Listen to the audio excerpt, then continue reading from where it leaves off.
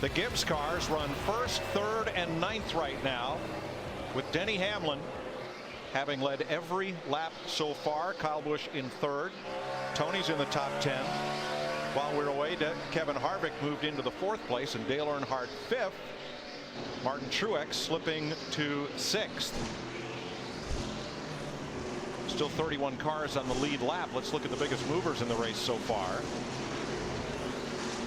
Clint Bowyer for Richard Childress, plus 20. Krista.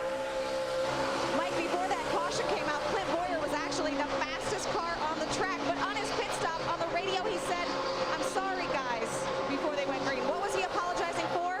Well, he bumped a couple of the guys, hit them, gave them a little sheet metal kiss, if you will, on the stop. His crew chief Gil Martin said, "Clint, you don't have to apologize, these guys are tough." I tell you, I knew even when we saw that 07 car qualify back as far as he did in 31st that he would be a player tonight. He finished ninth at Talladega. That was his 6th consecutive top 10 finish, sitting quietly 7th in the Sprint Cup Series points. Tell you one thing, Larry, been watching these cars, watching our monitor, our lap times here, and a guy that is really picking up, that guy right there on the screen, the 29 car, Kevin Harvick. He's been a couple of tenths quicker than even our leader. Matt? Kevin Harvick told Todd Berrier's crew chief right before their stop that they needed to make a big swing and adjustments because the car was so loose as soon as he even touched the throttle. It was spinning out sideways loose. They made a number of changes and it has really come to life. He is moving toward the front, and then one of the goers would be the one of Martin Truex Jr. More issues with his brake pedal. He said it's really bouncing now. The Childress cars now run in 4th, 11th, and point leader Jeff Burton 21st. I'm not really surprised that cars like the 29 Kevin Harvick, Todd Berry had to make that big swing on the first pit stop. Remember, an impound race, they had to qualify what they were going to race, and I'm sure they had things just a little different to make adjustments on that first stop. Yeah, and I said earlier in our pre-race show, I worry about Jeff Burton for one reason. Jeff Burton's a great racer, and he always able to pull out a good finish, but you cannot qualify at the back every week and get up through there like he has. Been very, very fortunate. That's going to bite him before it's over with. Yeah, right now he's only about 7 seconds in front of leader Denny Hamlin, who has led all 104 laps of this thing so far. And there he is. And Larry, I mean, he's obviously not all that comfortable with his car. You see him really jerking on the wheel, putting quite a bit of effort into that car right now.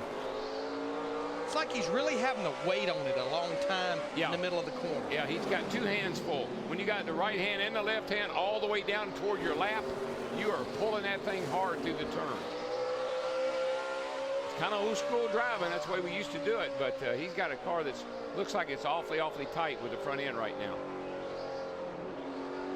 Well, one way they got very lucky, despite having a bad qualifying run, which means a late draw for pit position, there were still some spots open down toward turn 1. So they've got a good pit position from which to make up some time if they get a chance. There's no substitute for pitting toward the exit side of pit road, because when you complete that pit stop, you don't have to go that far to win the battle with another car off of pit road. I think you could ask Richard Childress and Dale Earnhardt if he was here, that when they won all those championships and the champion was able to pick the first pit every week, that really, really was a big advantage, particularly when we get to tracks like this.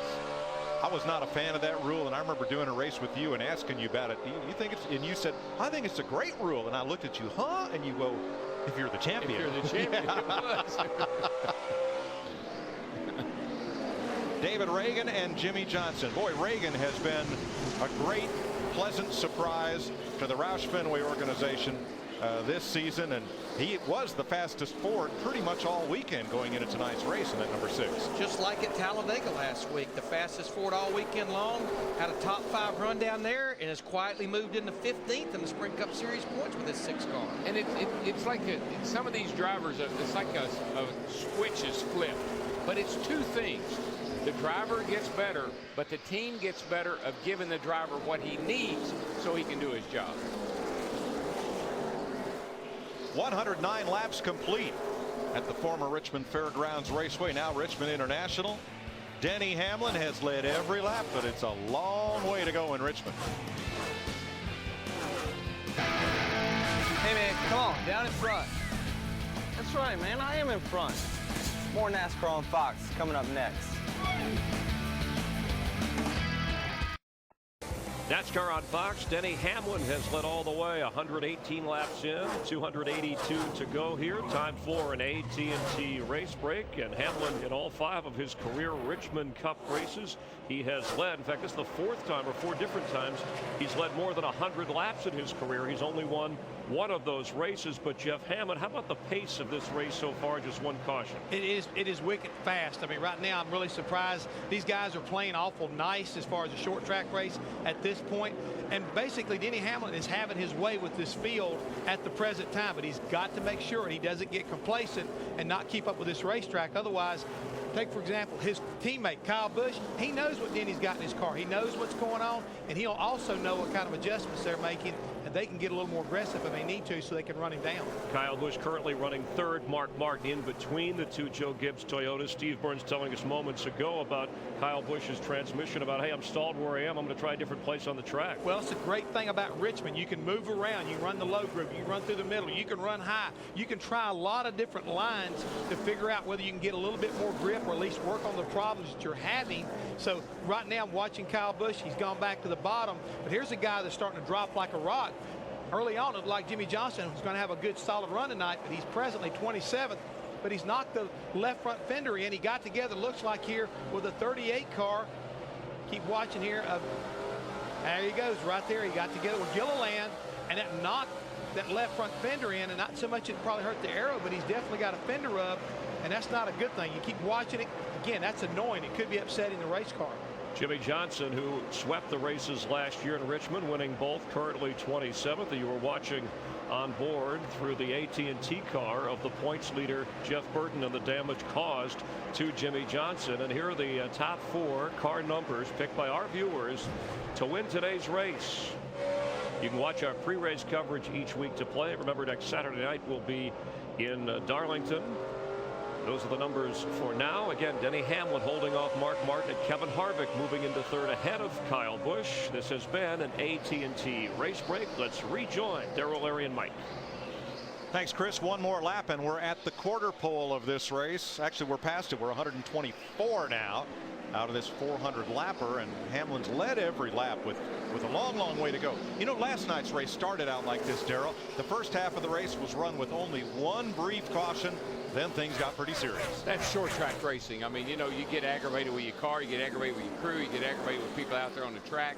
You start retaliating a little bit here and there, and it happens late in the day. But one thing I noticed, the top 20 cars, Larry, are within 1/10 of a second of running the same speed. When Kyle Busch said, I'm stalled out, everybody's stalled out. Yeah, I mean, you go back to qualifying yesterday, a car that missed the show was less than 5/10 of a second slower than Denny Hamlin that sat on the pole. So it's been very close and tight here all weekend long. We talked about Patrick Compartier. Darrell talked to him under the pace laps.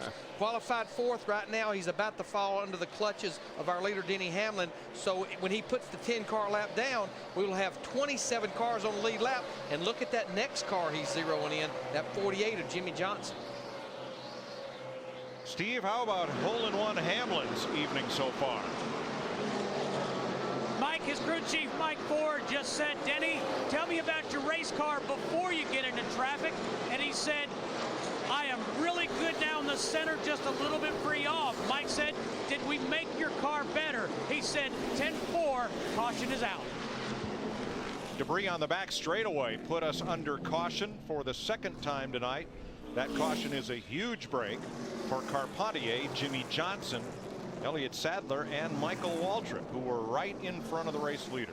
And it completely just killed Jeff Gordon, because Jeff Gordon fell right in line there behind a lot of those top cars. But getting into this long run, Denny Hamlin just kept putting more cars a lap down, and Jeff Gordon now was the 4th or 5th car in line to get the free pass. Yeah, if Jeff can get his car this pit stop, make the improvement he made on the first one, he might be able to get that lap back. Jamie McMurray was the first car a lap down. He will receive the free pass. And they're on pit road. Krista. Dale Earnhardt Jr. wanting some bite out of the left rear. Tony Eury Jr.'s call, 1 round out. Dale Jr. also wants the air pressure adjusted. That's the call for the 88. Matt. Mark Martin stop short in his box. They're going to make another chassis adjustment to try to help his car through the center of the corner. Meanwhile, the big gain on that run was Kevin Harvick. No chassis adjustments for the 29, Steve. Matt, when the caution came out, Denny Hamlin said it's just now starting to get a little bit snug, so they're going to make air pressure adjustments and go up on the track bar. Mike? Well, can he keep the lead? Here comes Mark Martin. Here goes Hamlin. He does. He keeps the lead. I think Mark Martin, Tony Gibson, the 8 car, they had a better pit stop at that pit selection there. That's what won that battle. There's a race off pit road. A little gain there for Boyer and Newman. Close, but Hamlin keeps the lead.